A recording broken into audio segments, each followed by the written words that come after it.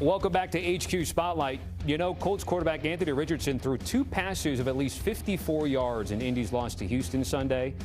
Those 2 passes accounted for 114 of his 212 that he finished on the day. It was a trend in Week 1 of the NFL. Just 2 quarterbacks threw for more than 300 yards in Week 1. Tua Tagovailoa and Matthew Stafford. That's it. That's the list. On average, 188 passing yards, which is the fewest since Week 15 of 2007. And as you digest some more trends, we have Danny Kanell joining us on set to talk about the quarterback. So again, DK, just the 2 over 300. It's a good list, and I think we have one more that shows just how much we saw those fewer passes that averaged to 188. What stood out to you about the reason why? I think there's 2 things. One, I think you're seeing defenses not want to give up the big play. Like, you know, look at the Chiefs. They went out and drafted Xavier Worthy to try to get the big play in.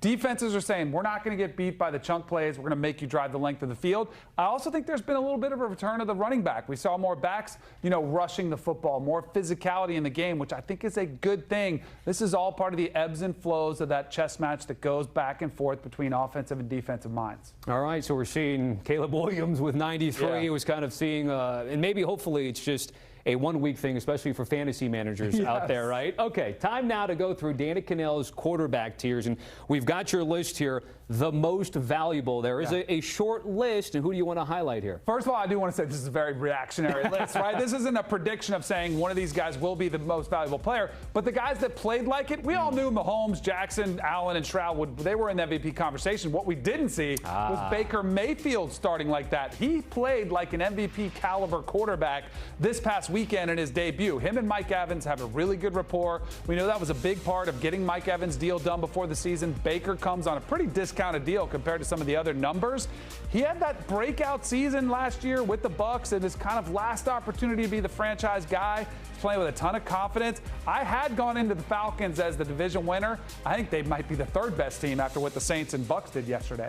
Baker Mayfield, Mike Evans, Antoine Winfield, Jason Light putting that core together to try to run it back, win the division, and maybe get even further. They won a playoff game last year. Next is looks the part. It's only 2 guys in this list. It's Derek Carr and Brock Purdy. Yeah, I think these guys, you know what they can do. You know they're kind of where they are in their careers. They're not quite in that MVP, and the performances weren't that MVP. We saw Derek Carr's yardage a little low. His touchdowns were up, and Brock Purdy looked the part. The biggest question about Brock Purdy was what would he do without Christian McCaffrey? That's always been something that without him in that offense, he hasn't been quite as effective. But once again, he has been silencing any critic whatsoever that he is more than capable of making throws with his arm or getting tough yardage like that with his legs. And he went up against one of the best all-time quarterbacks in the country in the NFL and outplayed him. Brock Purdy, I wouldn't be surprised if he plays his way into the most valuable tier before long. By the way, Tua Tagovailoa, a part of this looking the part. So there's 3 guys, not 2.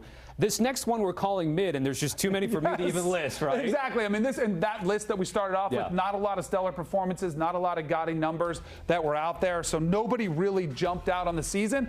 And I will say this, Aaron Rodgers, a part of this list as well, was one of those guys where maybe you thought, well, it wasn't the MVP version, the 4-time MVP, and yet it wasn't the worst version of Aaron Rodgers. So we kind of got we got what we thought we were going to get, but it wasn't great. He needs to step it up. Probably a lot of it's his first game back. He hasn't played in a really long time.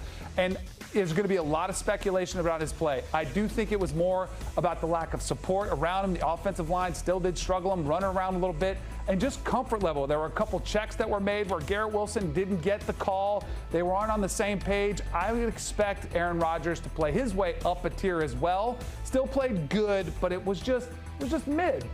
And that's not what you would expect from Aaron Rodgers. No, I think it was also surprising to see maybe a guy like Joe Burrow on the list. Granted, T. Higgins wasn't available, but Jamar Chase is there. You're heavily favored over the Patriots, and they laid an egg. Remember, not a prediction. It's just where they are right now. Just a reaction. Yes. All right, so then now let's go to the next tier here, which is, you surprised me. The guy throwing darts to Justin Jefferson. Yeah, no doubt. And Sam Darnold really was a surprise of the weekend. I love this opportunity for Sam Darnold with the Vikings. I thought he would get this year to start, even when they drafted J.J. McCarthy, before McCarthy got hurt.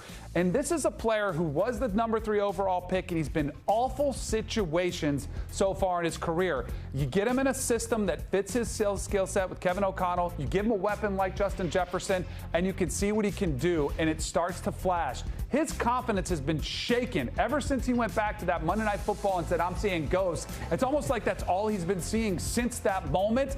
Now, all of a sudden, he's playing with more confidence. I think he does realize, hey, I've already failed so many times. Why not go out there and cut it loose? And he's in a pretty good situation. One of the surprising performances of the weekend. To see some of his numbers, career high completions to start the game, pretty phenomenal. I'll be really curious to see how he finishes up on this opener.